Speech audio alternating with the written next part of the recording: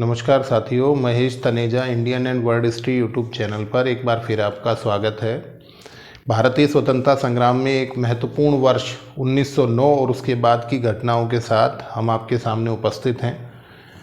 1908 तक हमने देखा कि मुस्लिम लीग अब प्रयास कर रही है कि उन्हें सांप्रदायिक निर्वाचन क्षेत्र प्राप्त हों। उसके अलावा तिलक जैसे लोगों का गरम दल के मुख्य नेताओं के जेल में चले जाने के बाद जो क्रांतिकारी उग्रवादी हैं, क्रांतिकारी या जो उग्रवादी जिन्हें हम कह सकते हैं अतिवादी कह देते हैं, उनके जो कुछ साथी हैं वो लगातार प्रयास कर रहे हैं अंग्रेज़ों पर दबाव डालने की, और उसमें वो कुछ राजनीतिक हत्याएं कर रहे हैं। इन्हीं हत्याओं के क्रम को हमें आगे रखना है और किस तरह से मुस्लिम लीग का मार्ले मिंटो सुधार अधिनियम पर प्रभाव पड़ने वाला है वो भी हमें यहाँ पर देखना है। तो शुरू करते हैं 1909 की घटनाओं को। 1909 की घटनाओं में सबसे पहली घटना 1 जुलाई 1909 कर्नल वायली की हत्या।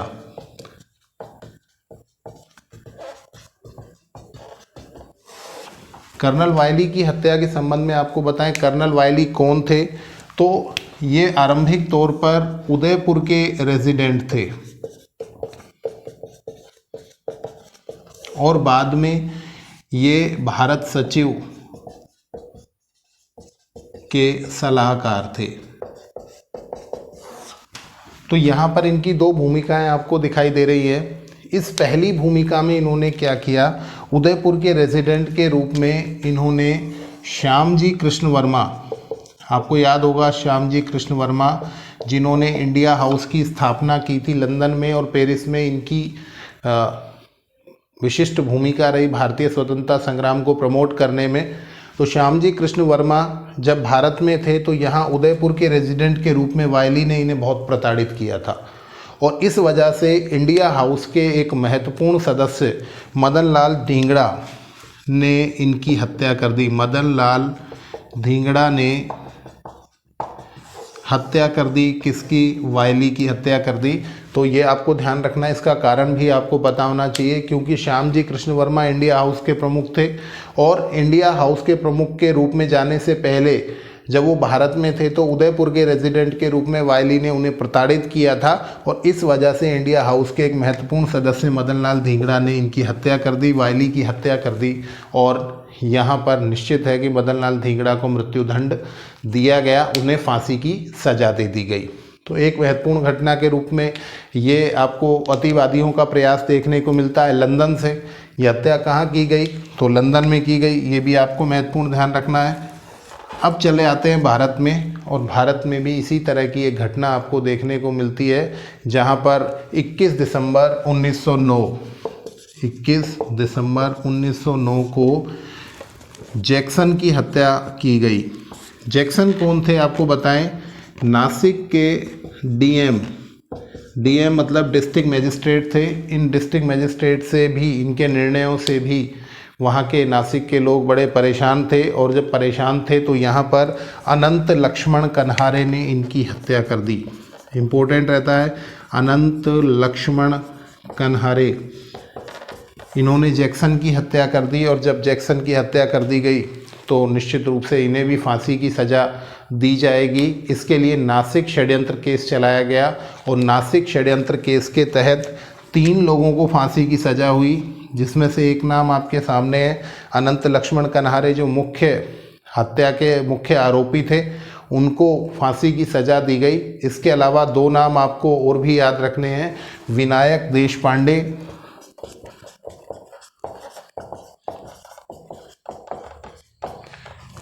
देशपांडे और कृष्णजी गोपाल कर्वे, इन तीनों लोगों को फांसी की सज़ा दी गई। किस षड्यंत्र के तहत?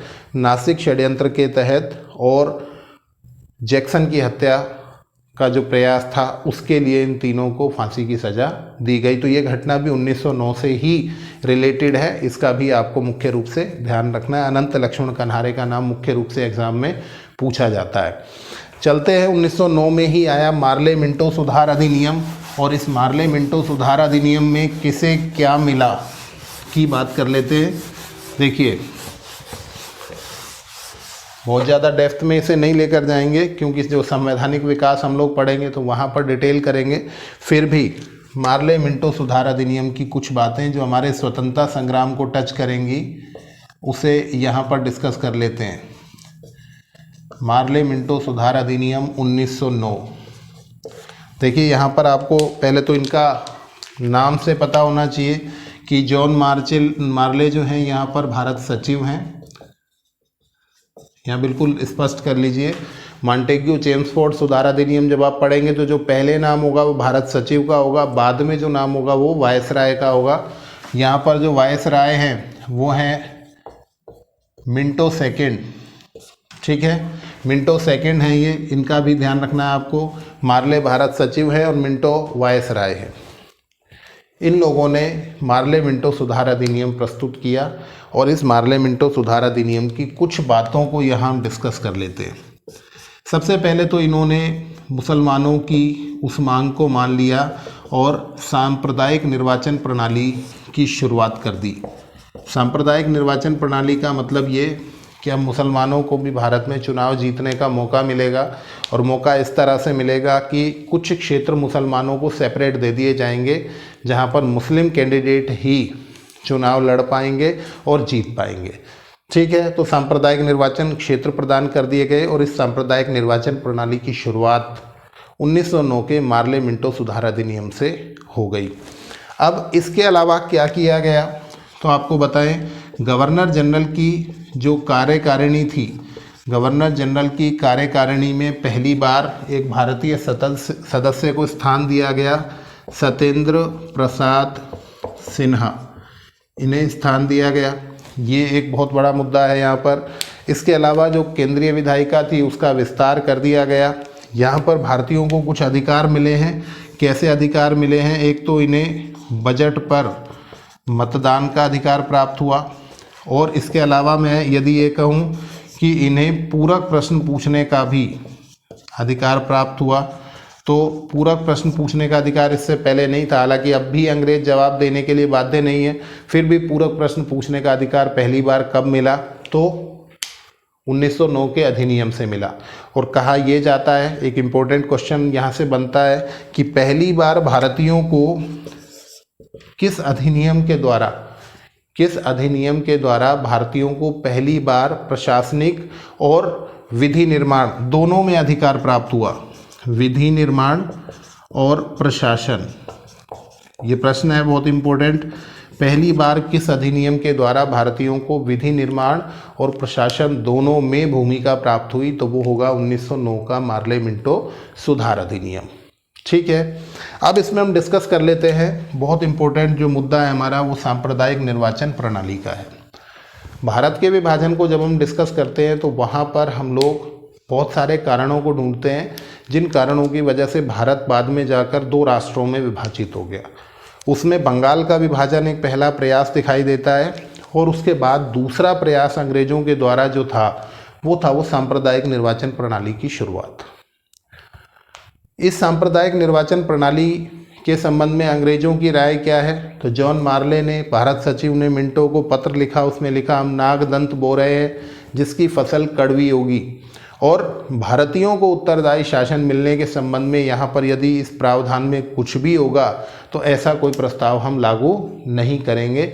इसका मतलब भारत को उत्तरदायी शासन देने के संबंध में इनका कोई थॉट नहीं है। और दूसरी बात ये कि ये निश्चित रूप से पहले से ही प्लान्ड है कि ये हिंदुस्तान में भारतीयों में एकता जो थी, हिंदू और मुसलमानों की जो एकता है, उसे ब्रेक करने की कोशिश कर रहे हैं। आपको ध्यान रखना है, यहाँ पर कांग्रेस ने इस सांप्रदायिक निर्वाचन प्रणाली का विरोध किया, और एक गलती कब की? 1916 में, जहाँ लखनऊ समझौते में उन्होंने इसे स्वीकृत कर लिया। तो यहाँ पर कांग्रेस का अर्थात हिंदुओं का मुख्यतः विरोध देखने को मिलता है, जहाँ पर वो सांप्रदायिक निर्वाचन प्रणाली का विरोध करेंगे। और मुसलमान तो क्यों इस बात को मांग ही रहे हैं, डिमांड ही कर रहे थे, वो तो उनके लिए ये फेवरेबल भी है। तो इस वजह से मुसलमान इस अधिनियम की इस धारा से बड़े संतुष्ट दिखाई देते हैं। ठीक है, तो मार्ले मिंटो सुधार अधिनियम 1909 आपके सामने है, और इसके माध्यम से भारत में अलगाव की स्थिति हिंदू और मुसलमानों में देखने को मिलती है। ठीक है, तो 1909 की मुख्य बातचीत आपके सामने आ गई, और चलते हैं 1910 में, और 1910 में जब हम जाएंगे तो वहाँ पर हम पाते हैं कि कुछ महत्वपूर्ण घटनाएं और होती हैं, और सबसे महत्वपूर्ण घटना 1910 में जो मानी जाती है वो तिलक का वैलेंटाइन शिरोल पर मुकदमा। आपको पता है वैलेंटाइन शिरोल जो थे एक राइटर रहे, और इन्होंने एक पुस्तक लिखी थी अनरेस्ट इंडिया। इस अनरेस्ट इंडिया में इन्होंने ये लिखा, काफ़ी बार प्रश्न आजकल पूछा जाता है तो आप इसको समझ लें। अनरेस्ट इंडिया में इन्होंने ये लिखा कि भारतीय लोग बड़े रेस्ट में थे, किसी को स्वतंत्रता से कोई मतलब नहीं था, भारत के लोग बड़े आराम में थे, परंतु दो लोगों ने आकर यहाँ पर इनको अनरेस्टेड कर दिया। अनरेस्टेड कर दिया का मतलब इन्हें नींद से जगा दिया, और वो कौन कौन है? वो हैं बाल गंगाधर तिलक और दयानंद सरस्वती। बाल गंगाधर तिलक और दयानंद सरस्वती दो ऐसे लोग थे जिन्होंने भारतीयों को जगा दिया, और इसलिए वो भारतीय स्वतंत्रता संग्राम की ओर आगे की ओर बढ़ गए। अब इस बात को थोड़ा सा हम समझें। इसमें जो लैंग्वेज एग्जैक्टली यूज़ की जाती है एग्ज़ाम में वो ये करता है कि वैलेंटाइन शिरोल ने किसे भारतीय असंतोष का जनक कहा, है ना। तो भारतीय असंतोष का जनक किसे कहा? तो बाल गंगाधर तिलक और दयानंद सरस्वती दोनों को कहा। जनरली इनके बारे में पूछा जाता है। देखिए, भारत के लोग अपनी मूल संस्कृति को भूल चुके थे। हम लोग देखें तो यदि पुनर्जागरण नहीं होता, राजा राम मोहन राय, दयानंद सरस्वती, विवेकानंद जैसे लोग नहीं आते, तो निश्चित रूप से भारत के लोग जो है वो पहले मुस्लिम सभ्यता संस्कृति से बहुत प्रभावित हो गए, फिर ब्रिटिश सभ्यता संस्कृति से प्रभावित हो गए, और अपनी जो मूल परंपरा रही ब्राह्मण धर्म की उसे वो छोड़ चुके थे। जो भी अच्छी बातें हिंदू धर्म में थी वो सारी वो लेफ्ट कर गए, छोड़ गए, और उन्हें लगता था कि जो अब मुस्लिम कर रहे हैं या ब्रिटिश कर रहे हैं वो बिल्कुल ठीक है। दयानंद सरस्वती ने आकर शुद्धि आंदोलन चलाया, और शुद्धि आंदोलन के माध्यम से उन्होंने कहा कि जो भी हिंदू से मुसलमान बन गए वो अपने धर्म में वापस आ सकते हैं। इसके अलावा उन्होंने गोरक्षा से संबंधित गोरक्षिणी सभा की स्थापना की, आर्य समाज बनाया, आर्य संस्कृति के गुणों को दोबारा से प्रख्यापित किया। बहुत सारे सत्यार्थ प्रकाश, पाखंड खंडनी, है ना, इस तरह से बहुत सारी रचनाएं की, और उनके माध्यम से भारतीयों को पुनः हिंदू धर्म से जोड़ने की कोशिश की। इस प्रयास में उन्होंने स्वयं की 4 अवधारणाएं दी थी, और उस 4 की अवधारणाओं में सबसे इम्पोर्टेंट जो था वो था स्वराज्य। हम लोग पढ़ते हैं कि स्वराज्य शब्द का प्रथम प्रयोग किसने किया? तो प्रथम प्रयोग किया दयानंद सरस्वती ने। और अगर हम ये कहें कि राजनीतिक प्रयोग किसने किया भारतीय स्वतंत्रता संग्राम में, तो ये वाला किया तिलक ने। तो ये दो लोग ही मुख्य रूप से उत्तरदायी थे। गांधी तो बहुत बाद में आएंगे। ये दो लोग ही उत्तरदायी थे जिन्होंने आरंभिक तौर पर भारतीयों को ये सिखाया, उनको जगा दिया कि आप भारतीय स्वतंत्रता के लिए संघर्ष कीजिए। और इन दोनों लोगों से ही प्रॉब्लम है अंग्रेज़ों को। दयानंद सरस्वती तो अस्तित्व में थे नहीं हम इस समय जब ये बात की गई, परंतु बाल गंगाधर तिलक जिंदा हैं, और उन्होंने क्या किया, जब भारतीय असंतोष का जनक कहा, वैलेंटाइन शिरोल ने जब तिलक को भारतीय असंतोष का जनक कहा, तो इन्होंने 1910 में लंदन में इन पर मुकदमा कर दिया, मानहानि का मुकदमा कर दिया।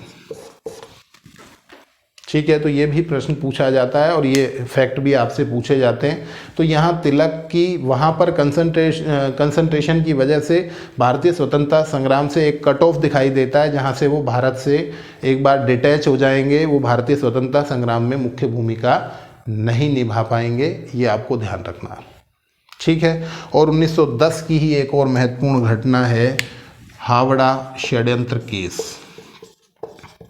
हावड़ा षड्यंत्र केस क्या है, तो आपको देखिए नाम जरूर ध्यान रखने, हम फैक्ट्स को साथ लेके चलते हैं, अगर नहीं लेके चलेंगे तो एग्जाम में हम कुछ नहीं कर पाएंगे, केवल डिस्कशन से भी गुजारा नहीं होगा हमारा। हावड़ा षड्यंत्र केस क्या है, आपको बताएं, एक बंगाल के क्षेत्र में एक क्रांतिकारी थे और उन क्रांतिकारी का नाम था जतीन्द्र नाथ मुखर्जी।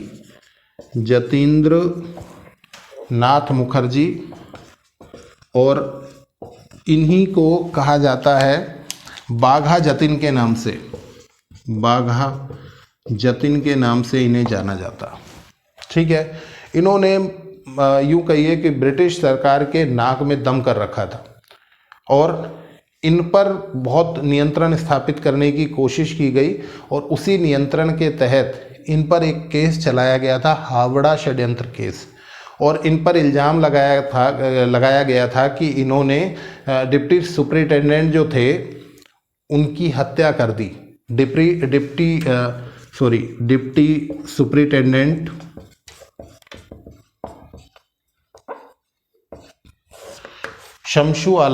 शमशुल आलम की इन्होंने हत्या कर दी और इस आरोप में इन्हें 1 वर्ष का कारावास दिया गया।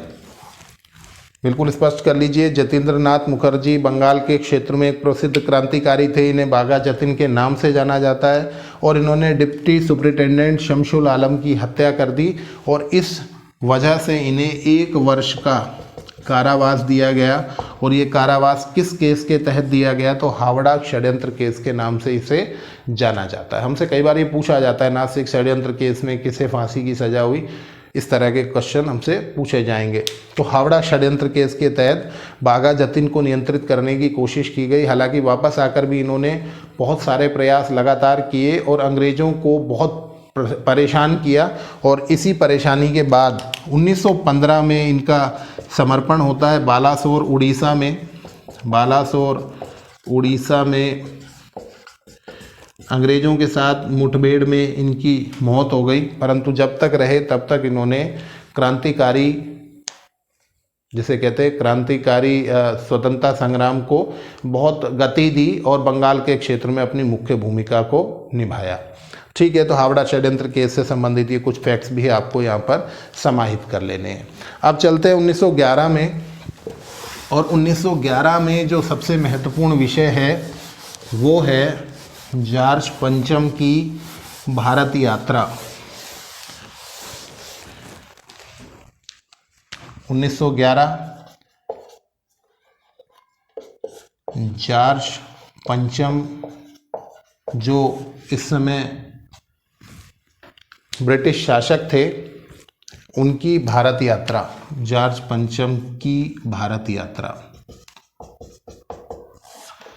जिसे हम दिल्ली दरबार के नाम से भी जानते हैं। दिल्ली दरबार का आयोजन किया गया और भारतीय बड़े संकट में हैं। बहुत सारी जगह भारतीयों में भूखमरी फैल रही है, बहुत सारी बीमारियां हो रही हैं, प्लेग फैल रहा है, फिर भी दिल्ली दरबार का भव्य आयोजन किया गया। कुछ इमारतें बनाई गई, एक भव्य दरबार आयोजित किया गया दिल्ली में, क्योंकि जॉर्ज पंचम आए। और जॉर्ज पंचम जो थे इस समय ब्रिटिश सम्राट थे। आपको याद रखना है कि जब भारत स्वतंत्र हुआ तो जॉर्ज 6 थे, 6 थे जिस समय भारत स्वतंत्र हुआ था, और आए जो थे वो जॉर्ज पंचम थे। तो ये दोनों आपको कनेक्ट कर लेना है। और इनकी भारत यात्रा पर दिल्ली दरबार का आयोजन हुआ और 12/12/1911 को इस दिल्ली दरबार से 2 मुख्य घोषणाएं की गई। और कौन कौन सी मुख्य घोषणाएं की गई? तो एक तो ये कहा गया कि अब कलकत्ता के स्थान पर दिल्ली को भारत की राजधानी बनाया जाएगा। ठीक है, कलकत्ता के स्थान पर दिल्ली को भारत की राजधानी बनाने की घोषणा दिल्ली दरबार से की गई। हालांकि सारी व्यवस्थाओं के बाद 1912 में दिल्ली को भारत की राजधानी बनाया गया। ठीक है, आपसे पूछा जाए कि घोषणा कब की, तो 1911 में, और बनाया कब गया, तो 1912 में। और दूसरी महत्वपूर्ण घोषणा जिसकी बड़ी प्रतीक्षा थी वो ये कि बंगाल के विभाजन को कैंसिल कर दिया गया। बंगाल के विभाजन को कैंसिल कर दिया गया। हालांकि मैं आपको कहूँगा कि कैंसलेशन जो था वो पूरी तरह से फेयर तरीके से नहीं किया गया, क्योंकि बंगाल में से उड़ीसा और बिहार को अलग कर दिया गया। मैंने आपको बताया था, देखें एक बार बात करें तो मैंने आपको बताया था कि पहले असम, बिहार, उड़ीसा, बंगाल, ये सब एक साथ थे, जिसमें बंगाल में भी मैं अगर 2 डिवीज़न करूं तो पश्चिम बंगाल और आज का बांग्लादेश, ये सब एक साथ थे। असम 1874 में अलग हो गया। बिहार और उड़ीसा को इस दिल्ली दरबार के डिक्लेरेशन के आधार पर अलग कर दिया गया। बिहार और उड़ीसा को अलग किया गया 1911 के आधार पर। और अब बंगाल पहले की तुलना में छोटा हो गया। तो बंगाल के विभाजन को रद्द किया गया, उसकी घोषणा की गई, परंतु उड़ीसा और बिहार को अलग प्रांत बना दिया गया। और ये सब कुछ जो हुआ ये अरुंडेल समिति की सिफारिश के आधार पर हुआ। ये प्रश्न पूछा जाता है कि बंगाल का विभाजन किस समिति की सिफारिश के आधार पर रद्द हुआ, तो अरुंडेल समिति की सिफारिश के आधार पर ये रद्द हुआ। और आपको पता है 1911 में ही कलकत्ता में पहली बार रविंद्रनाथ टैगोर के माध्यम से जन गण मन, जिसे हम आज की तारीख में भारत का राष्ट्रगान कहते हैं, वो पहली बार गाया गया। तो ये भी हमारा एक इम्पोर्टेंट फैक्ट था जब कांग्रेस के अधिवेशनों की बात हमने की है ना। और यहाँ पर विशन नारायण धर ने कांग्रेस की अध्यक्षता की है 1911 में। ठीक है, तो ये भी घटनाएं हैं जिनका आपको विशेष रूप से ध्यान रखना है। और जब हम 12 में जाएंगे तो वहाँ पर हम वायसराय की हत्या का एक प्रयास देखेंगे और वो होगा हार्डिंग की हत्या का प्रयास। तो 1911 तक आपको ये सारी की सारी चीज़ों को समाहित कर लेना है। नेक्स्ट क्लास में हम बात करेंगे 1912 से आगे स्वतंत्रता संग्राम की और उसकी मुख्य घटनाओं की। ठीक है, जुड़े रहिए Mahesh Taneja Indian and world history YouTube channel से। बहुत सारा धन्यवाद।